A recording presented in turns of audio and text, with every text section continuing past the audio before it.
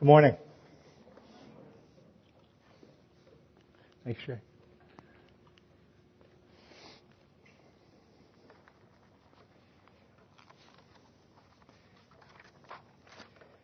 The Bible was not written in an English language. It was written in Hebrew and Aramaic and Greek. And when translating from one language to another, shades of meaning are oftentimes lost. It's a very challenging thing to try to take this and this language and figure out how to say this in another language so that it expresses the same meaning. Sometimes those shades of meanings can be lost. And what we're doing is we're seeking to recover the meanings that have been lost in translation. And this morning we're going to talk about atonement. The word atonement. It comes from the way it sounds in the Greek, it's hilasterion. Hilasterion. And it really comes from two different words that you kind of divide it in half. Helios is the first part of that word. It has to do with, helios is the word for gracious, favorably disposed, or merciful. Somebody who's helios feels good about things. They like what you're doing. They have positive things to say. They're going to be favorable. If you ask them about, well, tell me about that person. And if this person giving the opinion is helios, he will say, oh, that's a great person. They're favorably disposed, tendency to give mercy. And the last part of the word, terion, it's the means whereby the first part of the word happens. So you would imagine then, so for what reason do you think that person is, why are you favorably disposed towards them? That's what the last part of that word is pointing at. So when we throw both of these things together, atonement is a word that speaks of restoring God's favor.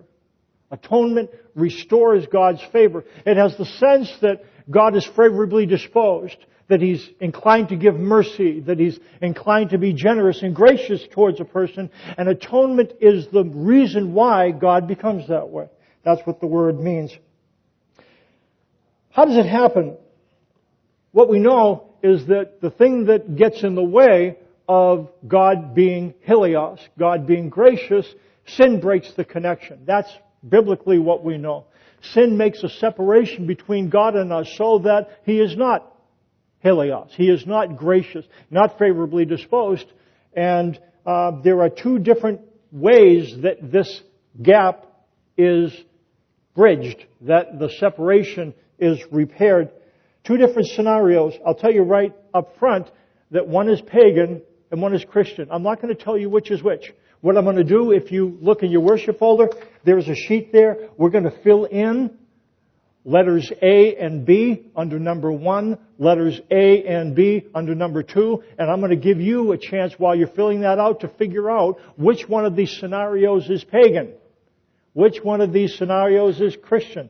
If you want to fill in blanks, that lets you know where we're going to go. The first scenario is the action is directed at God.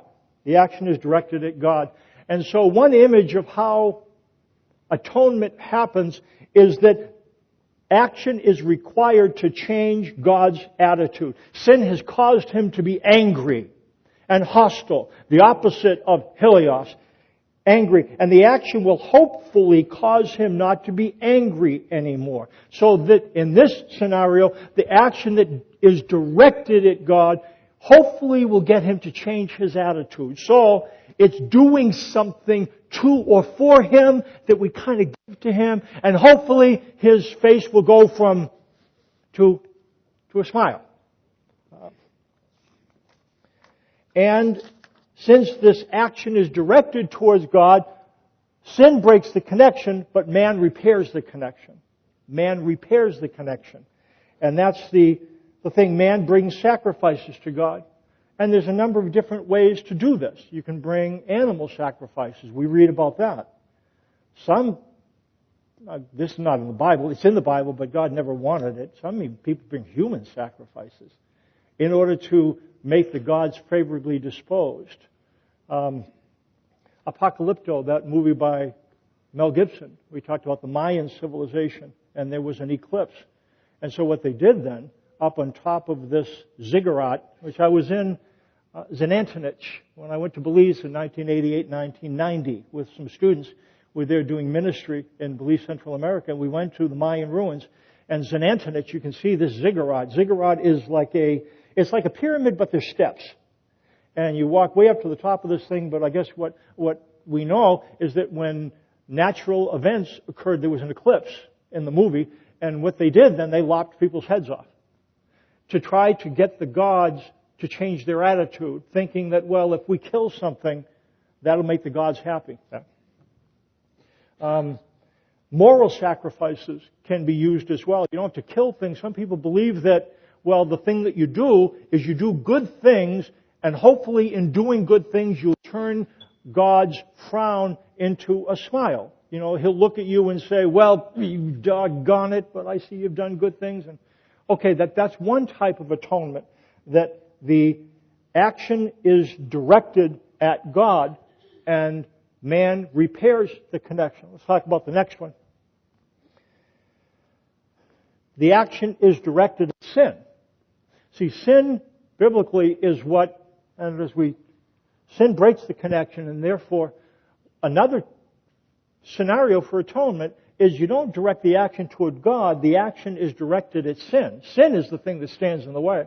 And so in order to bring God from angry to helios, to happy, gracious, favorably disposed, sin needs to be taken care of. Sin creates the barrier. And so action is directed at sin, and the action then will remove the obstacle the sin has produced, and it's God repairs the connection. God is the one who takes action. He takes the initiative to repair the connection that sin has produced. Okay, you got those two things? The first one is the action is directed at God, and man repairs the connection. The second is the action is directed at sin, and God repairs the connection. Which one's pagan? Which one's Christian?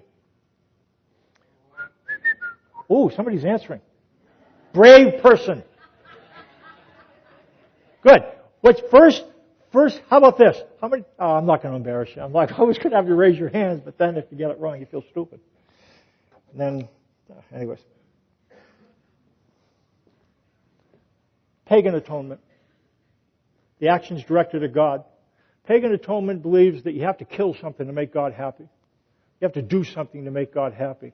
And that we are responsible to repair the connection. Nowhere in the Bible. Now, you might get the impression, but nowhere in the Bible does it sanction that. That's pagan. That's Zenantinich. That's Mayan. That's not biblical. And therefore, Christian atonement is the action is directed at sin, and God repairs the connection. This is something that Christians agree on. Now, again, you might say, boy, I never heard it put that way. But to the degree we understand, this is something that Christians agree on, that God takes the initiative to repair the breach. God graciously saves man.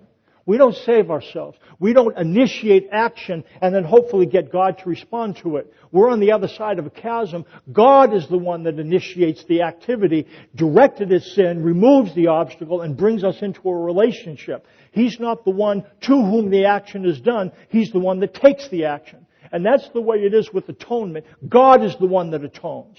God is the one that repairs the connection. Christians agree on that God graciously saves man.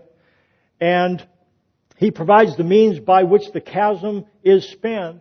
I've heard a definition that contrasts religion with Christianity.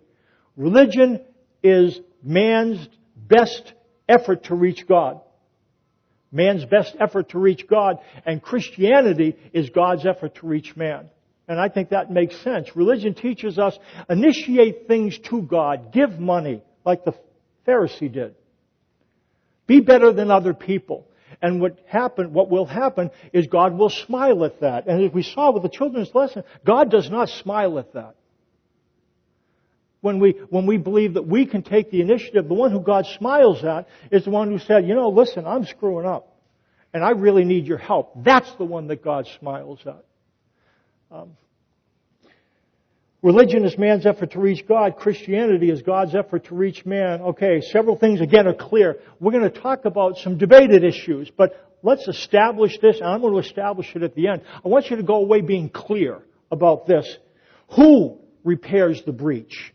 That's clear. God repairs the breach. Sin causes the breach. God repairs the breach. Who is clear and how is clear? It generally, the cross and the death of the Son of God is how the breach has been spanned. Okay? Those things. Who repairs the breach? God repairs the breach. How does God repair the breach? He sends His Son, and at the cross the breach is repaired. Now, there are some exactly how the breach is repaired at the cross is open to different interpretations. Christ's sacrifice on the cross is called a sacrifice of atonement. And again, remember what atonement is. Atonement restores God's favor. And so at the cross is an act that God directs at sin that causes Him to be favorably disposed. But the question is exactly what happened at the cross. And here's the question. Did God punish His Son? So is that how we're to understand? Is that what atonement is like? That you do something wrong and God determines, I need to punish someone. So, atonement then, some believe it is God pouring out His judgment on His Son so that you don't have to be judged in His place. Is that what happened at the cross? Did God punish His Son? Animal sacrifices were used to atone for sin. And what would happen then in the Old Testament, this priest would take an animal, slit its throat. I think it's important to know they didn't torture the animal. They slit its throat. And are we supposed to look at the altar as a place of punishment? Do you understand what I'm asking? So if you brought a lamb, is the Old Testament asking us to look at that lamb being sacrificed on the altar as the lamb being punished? So you bring the lamb and you give it to the priest, and the priest slits its throat. Are we to see that as, well, your throat really needed to be slit, but I'm going to slit this throat instead? You understand my question? Is that what the picture indicates? Is the cross a place of punishment? Again, there's different opinions about what needed to happen to repair the breach. We're clear about who. God repairs it. That the cross is the place where it was repaired, but exactly how, there's some different opinions. It's reflected in two different translations of the Bible. Let me tell you what a translation is. A Bible translation goes from the original language to English. That's what a translation does. It starts with Hebrew, Aramaic, Greek, and goes from there to English. A Bible paraphrase is different. It goes from English and tries to make the English more understandable. With translations, there's several translations you might be familiar with. There is, I think the Living Bible some Living Bibles are paraphrases, some are translations. See this as a line. Let's say that this is the most literal, word for word, Greek to English. The New American Standard Version of the Bible is very literal. It goes from word to word to word to word. It tries, and sometimes it feels choppy and wooden. I like to have the translation, and I would encourage you to have different translations. New American Standard Bible, you can get them in cheap versions. I'd say have a couple different versions if you can. It's very wooden. It doesn't read very nice, but it is pretty accurate as it can be. Then there is one that goes way to this side. It tries to be very understandable. Here's what the Living Bible translation would be. It tries to be very, very understandable. Now the problem is they make some decisions about what the text is saying. They clarify texts that aren't very clear in order to try to make it understandable. Does that make sense? Nothing wrong with it, but it's good to understand that that's what's happening. And the New International Version is somewhere in the middle. It's not as literal as the New American Standard. It's not as liberal or free-flowing as the Living. And so if I'm going to tell you, we do a lot with the NIV here, the New International Version. You know, it's nice to have some different ones. Anyways, the way a sentence is translated by the New American Standard and the New International Version gives a very different picture. Look with me at your worship folder. What it says.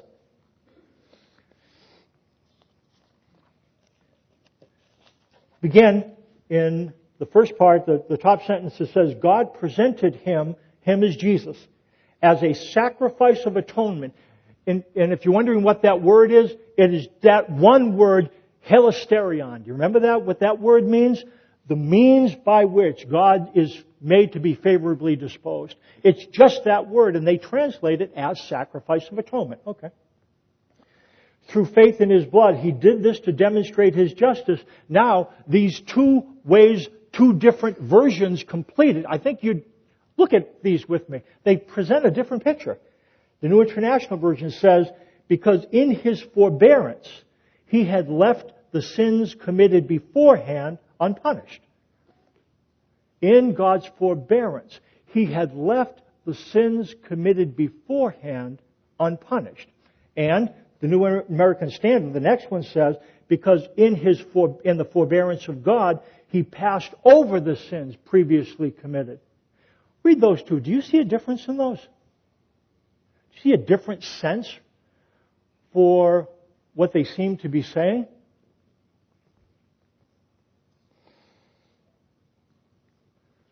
The New International Version seems to indicate that God previously left sins unpunished until the cross, right?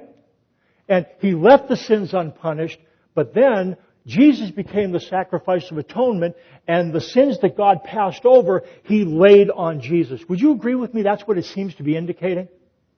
You know, God waited until His Son came, then He punished sin. And look what the New American Standard Version says, though. That's not the only possible view, because in the forbearance of God, He passed over the sins previously committed. And the New American Standard seems to indicate that no one really got punished. God passed over the sins previously committed. So I guess here's our question. This might seem technical. Did God punish sins on the cross or not? Is the cross a place where God saved up all His wrath and poured it out on His Son? Or is the cross a place where God passed over and did not punish sins? Which one fits the Bible best? Look what it says in Leviticus 16, verses 21 through 22. This is a description of the Day of Atonement. And this was one of the holiest days in the Jewish calendar. It was the day where wrongdoing, especially wrongdoing that you meant to do, was able to be taken care of. Let's read, when Aaron had finished making atonement for the most holy place, the tent of meeting, and the altar, he shall bring forward the live goat. He is to lay both hands on the head of the live goat and confess over it all the wickedness and rebellion of the Israelites, all their sins, and put them on the goat's head. He shall send the goat away into the desert in the care of a man appointed for the task. The goat will carry on itself all their sins to a solitary place, and the man shall release it in the desert. It's describing the regulations for the Day of Atonement, and here's what happens. All the sins the people committed are laid onto the head of the goat, and this goat is called the scapegoat. It's the same word from what we get the sense of somebody who's blamed for something they didn't do. This goat is the scapegoat. And the priest would take the sins for all the people, lay them on the head of the goat, so now the goat is responsible for everybody's sin. And then it indicates that the scapegoat is what? Is the scapegoat punished? Is the scapegoat killed? Is the throat of the scapegoat slit? What does it say? It's let go. It's let go. What the priest ended up doing, putting all the sins of the people on the head of the goat, and then scram. He lets the goat go away unpunished. And that is an indication of forbearance. God did not punish the sins. He put them on the goat's head. And, you know, there was I think I told you about this. There's a church in Minneapolis, a church that was doing an enactment of this celebration, the Day of Atonement. And here's what they did. It was kind of cool. You know, they showed a video, and they showed the high priest, and everybody was dressed up in the garb, and he puts his hands on the head of the goat. They used a real goat, you know, and then they had the goat scram. And here's the way they finished the story. A man went and accompanied the goat, then you saw in the video this man starting to come back. And he's walking back into the picture. And then he says this in this video. The scapegoat is dead. Our sins are forgiven. And what they did, they assumed that, well, what God had to do when He put the sins on the scapegoat has to die. But that's not what the text says. The scapegoat didn't die. It was let go.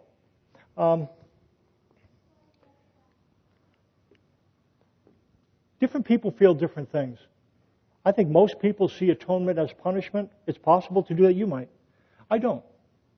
I don't think it fits with the image of what the Day of Atonement was like. Again, the scapegoat wasn't punished. It was let go. Atonement isn't punishment. Do you remember what the word means? It's the action which, when taken, causes God to be favorably disposed. Here's our question. And again, we're clear about a couple things. Who and how. But exactly how is what we're debating.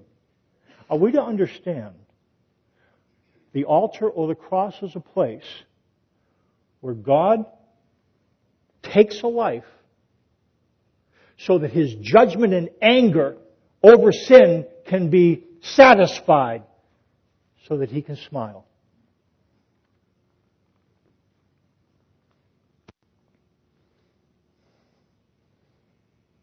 No.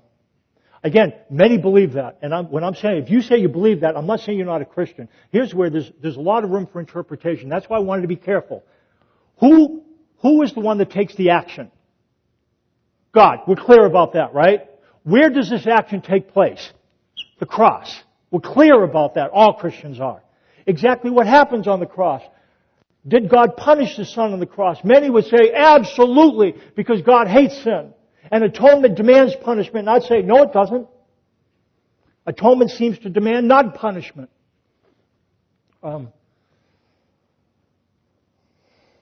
I don't think we're to view what happened at the cross as punishment.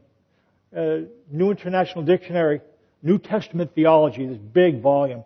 It says, nowhere does the law ask us to look at the altar as a place of punishment. We're not to see what happened to the animal as the animal being punished for someone else. There's an article that I included. It's kind of in small writing. I apologize for that. I'm not even sure that you can follow along. In fact, this writing is a lot bigger than the writing that I do in my journal. Some of you know me, and I write so small. So I like little.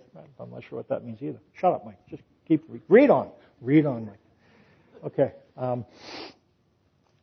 Let's read this. It's from The Case for Grace, which is a series of blogs we did. It's on our website on the blog from the book of Romans.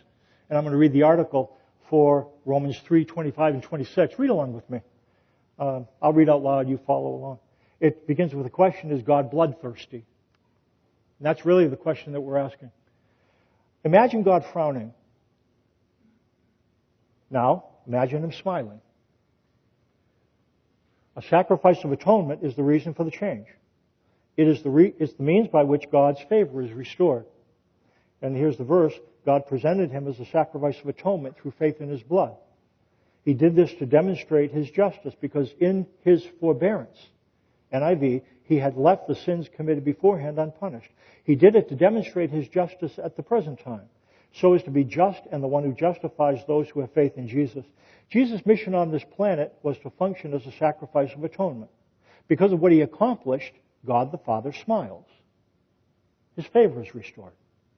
If you know anything about sacrifices, this might raise some disturbing questions about God the Father. Animals used as sacrifices were slaughtered. Are we to conclude that God looks at an animal bleeding to death and then smiles? This question becomes even more disturbing when we plug Jesus Christ into the equation. When He becomes the sacrifice of atonement. Did God the Father watch His Son die in order to exhaust His wrath against sin? Did God the Father punish sin by punishing Jesus? We read about God's forbearance in the passage. Forbearance means self-restraint. It is the opposite of God blowing His top. Someone who demonstrates forbearance contains anger and wrath. The cross is not a place where God's anger and wrath were unleashed. The cross is a demonstration of God's forbearance, a place where God's anger and wrath were restrained. We read that God had left the sins committed beforehand unpunished. This translation, New International Version, suggests that God saved up the wrath that had been building because of prior human sin and poured it onto Christ. However, another translation, New American Standard Bibles, offers this translation. In the forbearance of God, He passed over the sins previously committed. This paints a completely different picture. It suggests that God passed over sins on the cross. It suggests that God demonstrated self-restraint at the cross. It suggests that the cross is a place where sin went unpunished. This image fits in better with Judaism, the religion from which Christianity was birthed. In the Old Testament, God declared the life of a creature is in the blood. And I have given it to you to make atonement for yourselves upon the altar. When we see blood, we think of death. God sees life. God gave the blood in order to give life. God did not vent His wrath on the animal that was sacrificed. The life of the animal was not taken in anger. The life of the animal was given in love. The Day of Atonement is the most sacred day in the Jewish calendar. On the Day of Atonement, the most important sacrifice of atonement was offered. 2 goats were used. The second goat was called the scapegoat. The high priest was instructed to lay both hands on the head of the live goat and confess over it all the wickedness and rebellion of the Israelites, all their sins, and put them on the goat's head. He shall send the goat away into the desert in the care of a man appointed for the task. The goat will carry on itself all their sins to a solitary place, and the man shall release it in the desert. The sins of the people were transferred to the scapegoat. The scapegoat was released. It was not killed. It was not punished. The scapegoat walked away unharmed. God's favor was restored. God demonstrated the same forbearance on the day Jesus died. But what about the savage beating He took? What about the agonizing ordeal of the cross? What about His death? He certainly didn't walk away from the cross unharmed. God the Father did not punish Jesus on the cross. Sinful men did. It says, consider Him who endured such opposition from sinful men so that you will not grow weary and lose heart. Jesus is our scapegoat. His blood is not to be understood as life taken in anger. His blood is to be understood as life given in love. I'm going to ask the worship team to come up. Come on up, Joel. Atonement is the means whereby God's favor is restored. And biblically, we all know, again, 2 things clearly. All of us, when we go out of here, can know 2 things. God is the one that takes the action. When we take the action towards Him, that's pagan. He takes the action, that's Christian, because God initiates salvation, not us. And it happens at the cross. The cross is the place where the gap, the separation was bridged. Exactly what happened. There's a couple different things. Some people see punishment. I think we can make a strong case for the fact that, no, that's not the image that we're supposed to get. The cross is a place where life was given in love, not where life was taken in anger. Let's pray. Father, thank You for Your initiative in doing that which we couldn't do for ourselves. And the reason why You did it, as the song indicates, was Your love. You want to enfold us in as part of Your family. You remove the obstacle that stands in the way, our sin. You take care of it at the cross.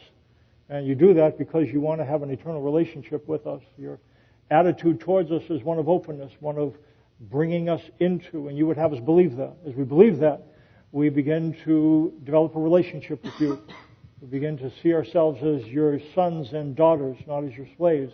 And that drives the engine that produces love for You and others. Would You continue to help us to understand Your love for us and how that caused You to take care of the thing that stood between us so that we could have the chance to be connected with You. You desire that.